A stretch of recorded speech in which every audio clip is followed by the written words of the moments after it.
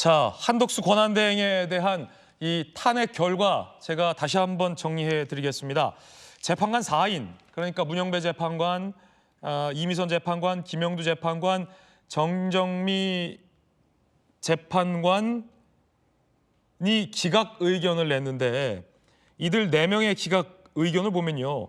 탄핵 소추 사유 중에 특검 임명을 거부한 것, 그리고 공동 국정 운영 관련된 것과 관련해서 한덕수 권한대행에게 법률을 위반한 것이 없다. 그리고 헌재 재판관을 임명하지 않은 것에 대해서는 법률을 위반한 것이나 그것이 탄핵의 사유가 되지 않는다라고 결론을 내렸습니다. 그러니까 탄핵 사유 중 어느 것도 다 인정을 하지 않은 겁니다. 그리고 김복형 재판관도 기각 의견을 냈는데요. 김복형 재판관도 앞서 4명의 재판관과 탄핵 사유가 다 되지 않는다라는 의견을 냈는데 더 나아가서 헌재 재판관을 임명하지 않은 것도 이건 법률 위반이 아니다라고 결론을 내렸습니다. 그리고 정영식 재판관과 조한창 재판관은 대통령 권한대행에 대해서 151석을 갖고 탄핵을 한 것은 절차상에 문제가 있다라며 대통령 권한대행은 200석이 있어야 한다라며 이 절차상의 문제를 냈습니다. 정영식, 조한창 재판관은 그래서 각하 의견을 낸 것으로 헌재가 발표했습니다.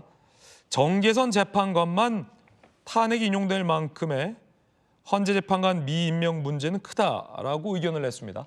자, 그러니까 주진우 의원님, 앞서 이제 주 의원께서 예상하셨던 것과 동일한 의견을 낸 분들이 정영식 재판관과 조한창 재판관이에요. 대통령 권한대행이기 때문에 3분의 2 이상의 찬성이 있어야 된다라는 두 분의 재판관의 의견이 나왔고요. 그리고 5명, 그러니까 문영배, 이미선, 김영두, 정정미, 김복형 재판관 5명 모두 다 기각을 하면서 민주당이 내세웠던 탄핵 사유가 대통령 권한대행을 파면할 정도의 탄핵 사유가 되지 않는다. 심지어 그중 상당수는 법률 위반도 아니다. 라면서 이 소추를 기각시킨 거군요. 자, 어떻게 보십니까? 이 헌법재판관들 구도를 좀 엿볼 수 있는 장면입니다. 그러니까 대통령 탄핵 재판에 있어서도 5대3 또는 4대4, 기각 또는 각하 이렇게 결정이 될 수 있는 건데 저는 좀 긍정적인 면이 민주당도 그렇고 일부 민주당의 좀 친민주당 성향의 어떤 주장을 하시는 분들은 자꾸 만장일치를 얘기를 해요. 네네. 그 얘기는 다수결로 지금 탄핵 소추에 찬성하는 사람, 탄핵을 인용해야 되겠다는 재판관들 여러 명이면 박근혜 전 대통령처럼 다 표를 모아서 사실상 국민 갈등을 좀 수습해야 된다는 식으로 주장하는데 저는 헌법 정신에 전혀 안 맞는다고 생각합니다. 헌법 정신은 소수 의견이 이때 표명이 돼야 되는 것이고 대통령에 대한 탄핵은 굉장히 신중하라는 의미에서 6명이 모이지 않으면 탄핵이 될 수 없도록 일부러 설계를 해놓은 것이거든요. 그래서 국민 여론의 과반이나 이런 걸로 따질 것이 아니고요. 3분의 2 이상의 압도적인 찬성 여론과 또 그것이 헌법재판관들의 법리적인 해석으로 뒷받침돼야 되는 것인데 이걸 보면 각하 의견, 기각 의견으로 지금 각자 의견이 갈렸지 않습니까? 이제 헌법재판관들이 초반에 표가 좀 몰려다녔던 측면이 있다 그러면 각자 목소리를 내기 시작한 거예요. 특히 절차적인 부분에 있어서 제가 그때 아까 좀 전에도 예측해 드렸다시피 의견이 엇갈리잖아요. 그때 제가 헌법재판관들 반응이나 이런 걸 봤을 때 확실하게 이 의결 정족수 문제는 찬반이 엇갈리고 있구나 하는 느낌을 강하게 받았거든요. 그 예상 그대로네요. 네, 근데 이 형식을 중요하게 생각하는 이게 절차적 정의를 중시하는 겁니다. 그렇군요. 그래서 형식을 엄격하게 해석하는 조한창, 정영식 재판관이 좀 더 형식적인 부분에 대해서 굉장히 엄격하게 보고 있구나. 그래서 각하, 이건 200명 이상이 되어야 탄핵할 수 있다는 거예요. 네, 그리고 김복현 재판관 같은 경우에도 그 부분에 대해서는 사실 그 151석으로 해석하는데도 그 어떤 논리적인 근거는 있습니다. 뭐 대통령처럼 표로 받은 사람이 아니다 보니까 국무총리는 좀 완화될 수 있는 거 아니냐 하는 의견인데 김복현 재판관 같은 경우는 그 의견에는 좀 완화시켜 주면서도 마흔역 임명 문제만큼은 법률 위반이 아니라고 봤어요. 그러네요. 예, 그 부분은 굉장히 상징적인 의미가 큰 것입니다. 그래서 헌법재판소가 셀프 결정으로 마흔역 후보를 강제하거나 임명을 강제해서 뒤늦게 재판 결과를 뒤집어 보려고 하는 것은 지나친 꼼수다 네. 이렇게 보는 시각이 있는 것이고요. 그렇기 때문에 이 구도가 현재 대통령 탄핵 재판을 인용하는 재판관들이 적어도 6명은 모이지 않았다라는 점을 강력히 저는 반증한다라고 생각하고요. 좀 마지막으로 네. 그럼에도 불구하고 정계선 재판관이 인용 의견을 낸 것은 물론 각자 의견을 낼 수 있지만 좀 과도한 편향성을 드러낸 것이라고 생각합니다. 지금 사실 정계선 재판관 같은 경우에는 가족이 탄핵에 대해서 대통령 탄핵에 대해서 단순히 찬성하는 게 아니라 찬성 집회를 주도하고 있는 경우예요. 그러니까 어떤 재판을 하는 데 있어서 상대방 편을 드는 사람이 남편인데 배우자가 재판장으로 있으면 국민 입장에서 그 재판 결과에 승복하기 어렵잖아요.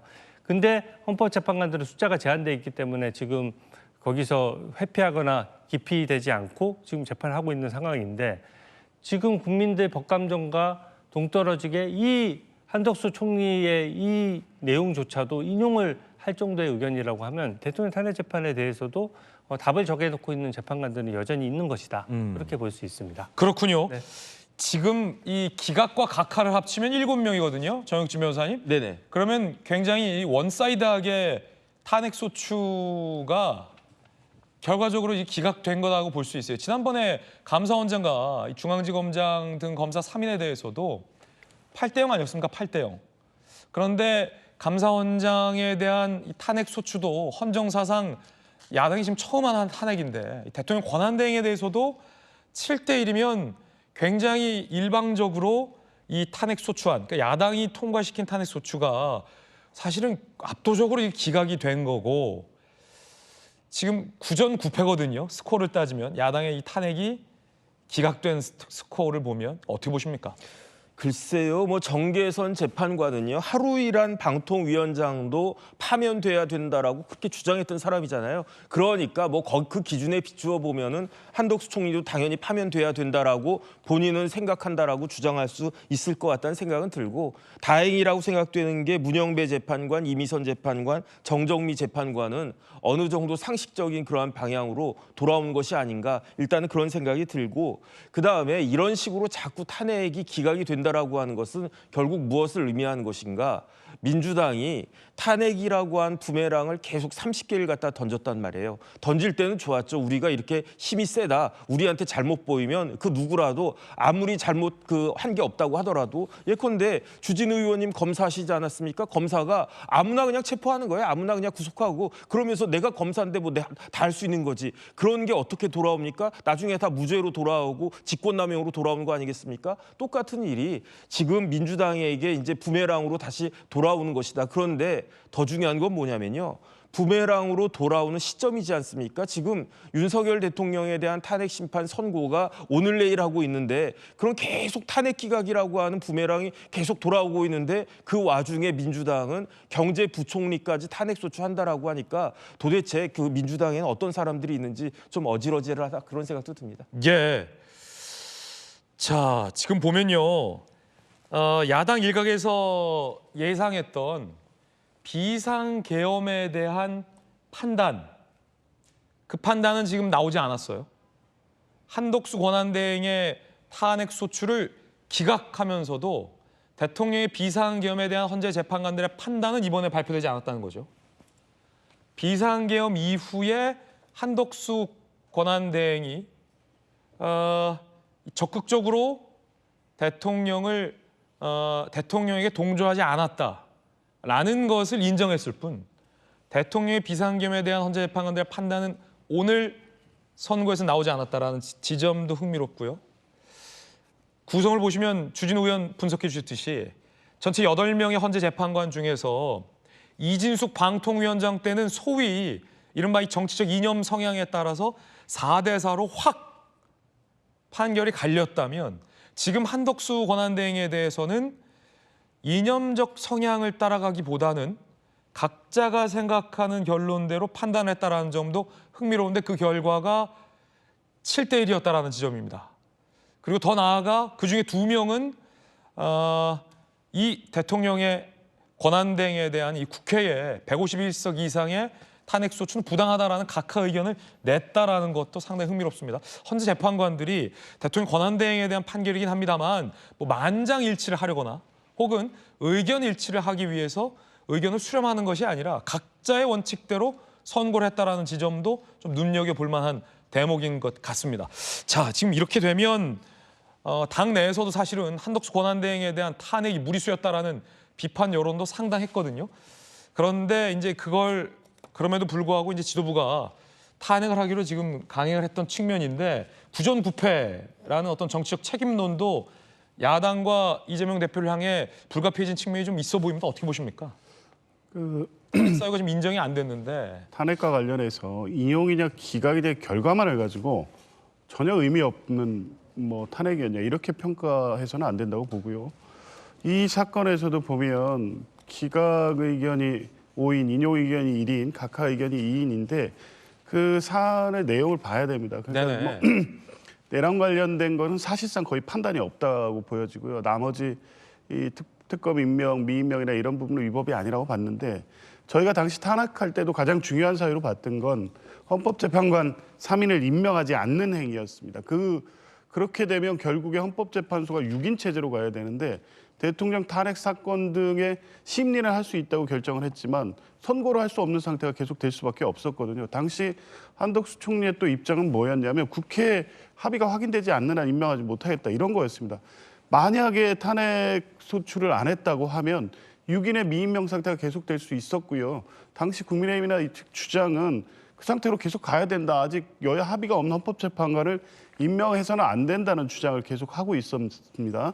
그 부분에 대한 판단에 있어서 결과는 기각이지만 기각 의견을 낸 5인의 재판관도 법률 위반이다라는 판단을 분명히 했고요. 다만 파면 사유에 이를 정도는 아니다. 왜냐하면 헌법재판소라는 이 기관 구성을 의도적으로 회피할 목적의 미임명은 아니었다는 판단이고 그래서 파면에 이를 정도는 아니다는 것이지 그 행위 자체의 위법성까지 부인한 게 아닙니다. 그리고 인용 의견 있지 않습니까? 이거를 지금 또 이제 정계선 재판관의 인용 의견에 대해서 이 성향을 가지고 비판하실 수도 있는데 저는 지금 전체 결과를 보면 지금까지 지적돼 왔던 재판관 성향이 어떤 선고 결과에 영향을 미치지 않는다는 걸 다시 한번 확인한 거 아니겠습니까? 이전 사건들은 전원일치 기각 의견들이 있었고요. 그러면 그렇게 봐야 되는 것이고 결과가 기각이라고 하더라도 헌법적 판단의 필요성이 있었고 그래서 소추권 남용이 아니라는 헌법재판소의 기존 판례 입장에서 볼 때도 헌법재판관 3인을 미임명한 부분에 위법 판단은 의미가 있었고 소추 의결 당시에는 분명히 상당히 심각한 위헌 위법이라고 봤던 거기 때문에 결과만을 갖고 비판할 문제는 아니라고 보고요. 또 오늘 결과를 가지고 대통령의 선고 결과를 예상할 수 있을까? 저는 선고문 자체로 예상하기는 어렵지만 재판관들이 여러 가지 다양한 의견들을 각자 내고 있다고 해서 대통령 선고에서도 그렇게 의견들이 갈려서 이 파면에 이를 정도의 6인이 확보되지 않고 있겠느냐. 그렇지는 않을 것 같습니다. 왜냐하면 한덕수 총리의 탄핵 사유 또 파면에 이를 정도인지에 대한 어떤 문제 이런 것과 윤석열 대통령의 사안은 완벽히 다릅니다. 자, 앞서 감사원장과 중앙지검장 등 탄핵이 기각됐을 때도 야당은 지금 사과를 거부했는데 한덕수 권한대행에 대한 탄핵도 지금 7대1로 기각이 됐는데 사과 안 합니까 혹시? 사과할 일 아니라고 봅니다. 사과할 일 아니다. 오케이, 알겠습니다. 자, 헌재 결과 좀 제가 자세히 다시 한번 읽어드리겠습니다. 스튜디오로 좀 돌아오죠. 야당이 제기한 탄핵 사유 중요한 부분이라 좀 크게 볼 수 있을까요? 하나씩 제가 좀 읽어드리려고요. 첫 번째, 특별검사 임명에 대해서 거부했다. 대다수의 헌재 재판관들은 이게 법률 위반이 아니다라고 판단을 했습니다. 그리고 비상계엄 선포에 법적 책임이 있느냐라는 것에 대해서도 법률 위반 바가 없다라고 판단을 했습니다. 세 번째 탄핵 사유가 여당 대표와 공동 국정 운영 관련된 발표를 했다라는 것도 법률 위반이 아니다라고 판단했습니다. 특별검사 후보자 추천과 관련해서도 한덕수 권한대행이 법률 위반을 한 바가 없다라고 판단을 했습니다. 헌재 재판관 임명과 관련돼서도 4명의 재판관은 헌재 재판관을 임명하는 게 맞지만 탄핵에 이르를 만큼의 중대한 법률 위반이 아니다라고 판단했습니다. 그러면 헌재 재판관 대다수가 한덕수 권한대행에 대해서는 중대하게 법률 위반한 게 없다라고 지금 다 판단한 거 아닙니까? 어떻게 보십니까? 네. 너무 명백한 판단이고 마은혁 후보 임명 문제 외에는 전부 다 정말 사유도 되지 않는 것들을 탄핵소추 사유로 갖다 붙였다. 이렇게 헌재가 확인을 해준 것이고요. 이게 최상목 대행에 대한 탄핵소추의 동력도 확 빼버리는 장면입니다. 왜냐하면 지금 아까 최상목 대행에 대해서 탄핵소추 사유를 쭉 설명을 지금 민주당에서 쭉 얘기를 했는데 그 탄핵소추 사유들을 보면 다 겹치거든요. 네네. 이것들과 다 쟁점이 겹쳐서 쟁점이 겹치는 부분들에 대해서 이번 헌법재판소 결정을 민주당이 최소한 존중한다면 최상목 대행 탄핵소추와 관련된 진행은 즉시 멈춰야 되겠죠. 근데 저는 그럼에도 불구하고 민주당이 이재명 대표 일극 체제로 되어 있고 또 당선 무효형이라는 커다란 사법 리스크가 눈앞에 있다 보니까 굉장히 무리하고 있다라고 생각합니다. 이게 한덕수 총리를 탄핵소추하고 최상목 대행 탄핵소추하고 또 최상목 대행을 고발하기도 하거든요. 근데 이게 민주당 의원들조차도 제가 봤을 때는 절반 이상이 아마 반대할 거예요. 그럼에도 불구하고 일극 체제이기 때문에 반대 목소리를 제대로 못 내는 것이고 저는 이재명 대표의 노림수가 있다라고 봅니다. 아마 3월 26일에 당선 무효형 선고가 나오면 생각보다 파장이 클 거예요. 당내 어떤 동요도 굉장히 심할 겁니다. 근데 왜 그런 얘기가 있지 않습니까? 외부 갈등이 심해지면 내부 결속이 다져진다는 말도 있습니다. 그런 것처럼 막 그 최상목 대행하고 탄핵소추도 남발하고 또 고발도 하면서 이 정치적인 대립각을 선명하게 세움으로써 본인의 사법 리스크를 좀 감추려는 정치적 의도가 숨어 있는 것이다. 그렇기 때문에 아주 민주당에는 손해를 보는 것이고 국정에도 피해를 주는 것임에도 불구하고 이재명 대표 개인을 위해서 그것을 진행하고 있다. 저는 그렇게 보고 있습니다. 네, 한덕수 권한대행이 대통령 권한대행에 즉각 복귀를 했습니다. 정부 청사에 도착을 했고요. 한 총리가 이 기자들에게 소회를 지금 밝히고 있습니다. 국정을 최선 다해준 국무위원들께 감사하다라는 인사말을 건넸고요. 급한 일부터 빨리 추슬러 나가겠다라고 한덕수 권한대행이 밝혔습니다. 통상 등 세기 변화 대응을 준비하겠다라며 미국과의 관계에 긴밀하게 대응하겠다라고 밝혔고요. 오후에는 산불로 고통받은 분들을 뵐 것이다라며 산불 피해 상황에 대응하겠다라는 입장도 밝혔습니다. 산불로 돌아가신 분들에게는 정말 가슴 아픈 일이다라며 명복을 기원하겠다라고 한덕수 권한대행은 밝혔습니다. 곧장 업무에 한덕수 권한대행은 복귀를 했습니다. 우리나라 발전이 제 마지막 소입니다. 이젠 좌우는 없다고 생각한다. 라며 한덕수 권한대행이 마지막에 의미심장한 발언을 하기도 했습니다. 이제 좌우는 없다고 생각한다. 우리나라 발전에 내 마지막 소입니다. 라는 한덕수 권한대행의 의미심장한 발언까지 전해드렸습니다. 자, 이 정치적 책임 문제가 좀 대두됩니다. 정혁주 변호사님, 네네. 앞서서도 이제 야당은 이 탄핵 줄 기각에 사과하지 않았는데 한덕수 대통령 권한대행마저 지금 탄핵이 기각된 상황에서도 야당이 만약에 이제 사과를 거부한다 그러면 좀 국민들이 어떻게 볼지도 좀 궁금한데